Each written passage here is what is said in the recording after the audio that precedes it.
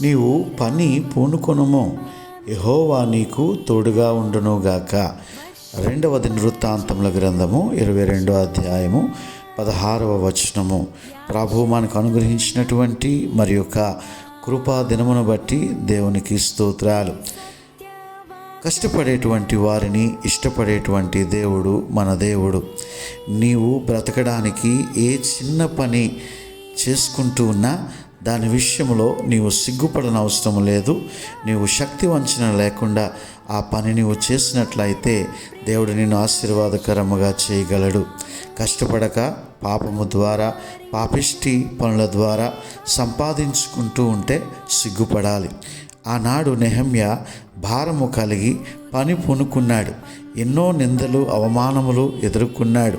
అయినను సరే దేవుని హస్తము నెహమ్యాకి తోడై ఉండి ఆ పనిని సంపూర్తి చేసెను. నీవు కూడా బ్రతుకు తెరువు కొరకు పని పూనుకో. అలాగే కేవలము బ్రతుకు తెరువు కొరకు మాత్రమే కాక నశించిపోతున్న ప్రజల రక్షణ కొరకు కూడా నీవు పని పూనుకో.